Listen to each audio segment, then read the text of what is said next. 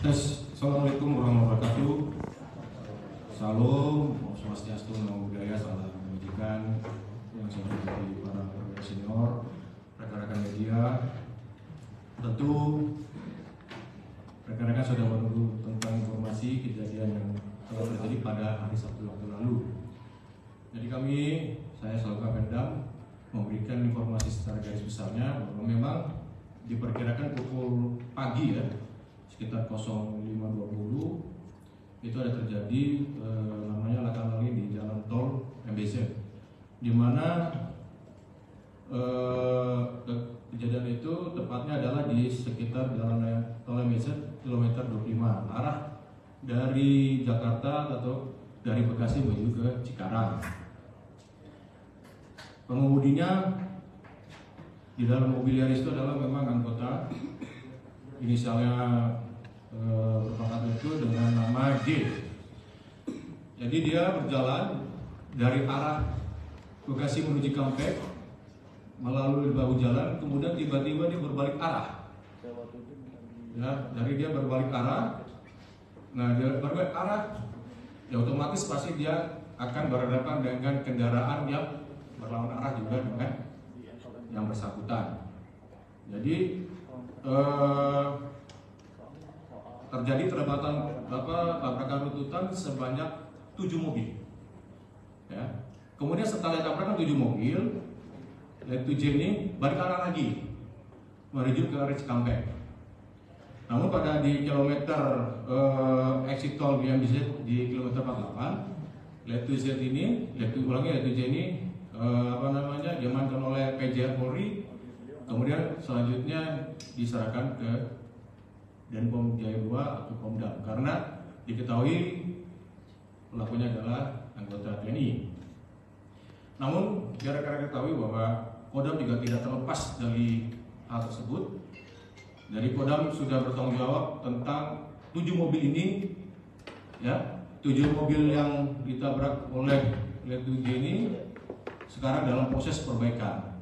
Dan 3 korban, ya, 3 korban atas nama Dina Malisa dengan Sanon dengan Juni, di mana untuk Sanon dan Juni sempat dirawat di Rumah Sakit Serum Bekasi, namun sudah kembali. Yang masih dirawat adalah saudari Dina Malisa mengalami patah bahu dan dilaksanakan operasi di Rumah Sakit Muhammadiyah Jakarta Selatan dan ini dalam operasi pasca operasi. Adapun tindakan hukum, ya, dari Pomdam Jaya. Saat ini pelaku sudah ditangani oleh penyidik Pomdam. Namun karena faktor kesehatan si Letu G ini yang bersangkutan belum bisa memberikan keterangan, saat ini sedang dalam perawatan di Rumah Sakit RSPAD. Nah, penyidik Pom ini juga telah melaksanakan pemeriksaan terhadap saksi-saksi, ya. Saksi-saksi baik itu saksinya dalam korban maupun saksi pelapor, dan juga melengkapi barang-barang bukti, ya, barang-barang bukti dalam olah TKP di tol tersebut. Itu ya proses hukumnya.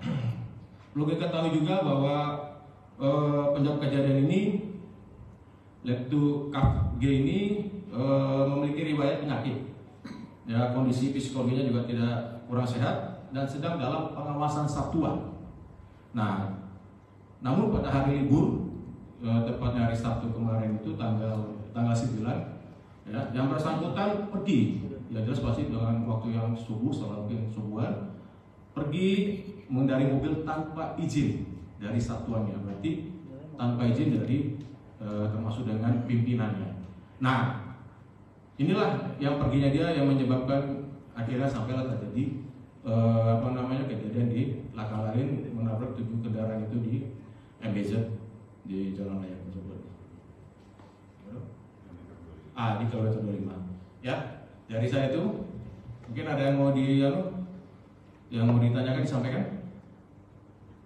Bu. Ini Pak tadi yang dari Metro TV, alasan kenapa dia berbalik arah sendiri itu kenapa ya? Ya, itu tadi alasannya kan saya bilang tadi, dia kondisi kesehatannya kan sudah saya sampaikan tadi bahwa memiliki riwayat penyakit dan kondisi psikologis. Nah, ini kan sekarang lagi dirawat di RSPAD, kan hasilnya juga belum ada. Nah, jadi dia belum bisa kita minta keterangan dari pihak POM, ya dari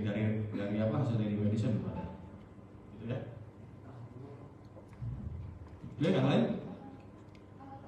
Soal mengenai lahan itu dari mana dan sejauh mana, lalu apakah ada tujuan dari yang bersangkutan itu mau kemana gitu Pak, ketika sudah terjadi kecelakaan?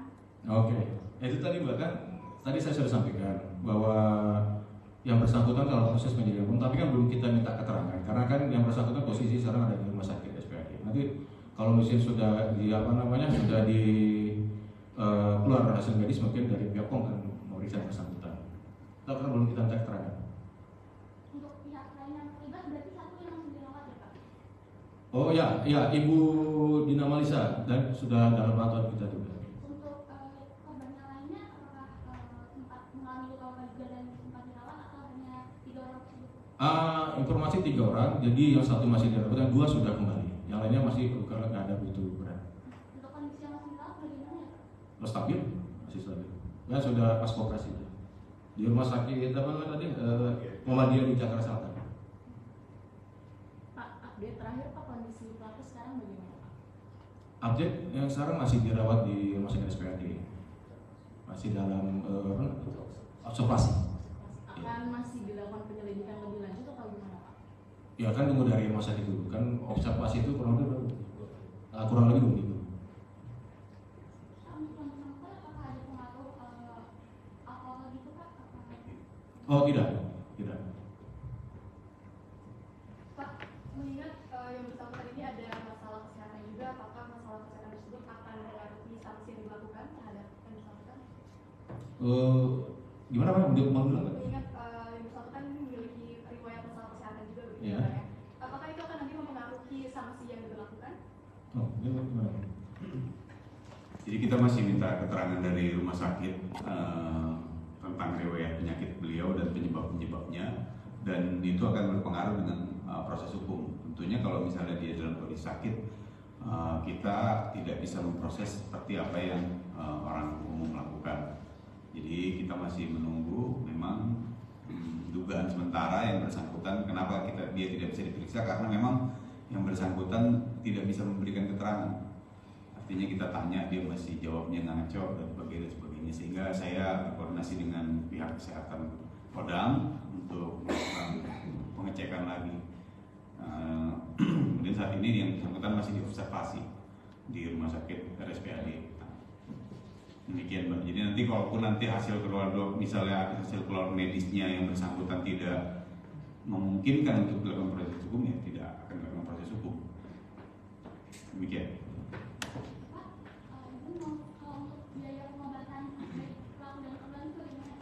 Oh, biaya korban dan biaya kan mobilnya tadi sudah saya sampaikan tadi, termasuk dengan 7 mobil itu sama 3 korban ini semua ditanggung oleh Kodam. Ya. Jadi sampai sembuh, mobilnya juga sampai bagus. Maksudnya mobilnya kan peot-peot itu diperbaiki, bukan mobil nanti habis itu nanti yang lain nggak ada Pak. Untuk menjelaskan kembali berarti yang bersangkutan sudah menjadi tersangka ya seharusnya? Kalau status belum ditetapkan ya, kita masih periksa saksi-saksi, kemudian kita tanya dulu yang bersangkutan. Dalam BAP pemeriksaan itu kan pasti tanya dulu apakah Anda dalam keadaan sehat. Ternyata memang yang bersangkutan tidak dalam keadaan sehat, tidak dalam keadaan baik-baik saja, sehingga memang perlu ada observasi dari rumah sakit untuk menyatakan yang bersangkutan sehat atau tidak untuk menjalani proses hukum. Oke, saya rasa begitu ya. Clear? Oke, ya terima kasih. Saya Kiai Wabitul Hidayah. Wassalamualaikum warahmatullahi wabarakatuh. Shalom, Om Santi Sanggeo. Terima kasih, selamat sore. Terima kasih Pak.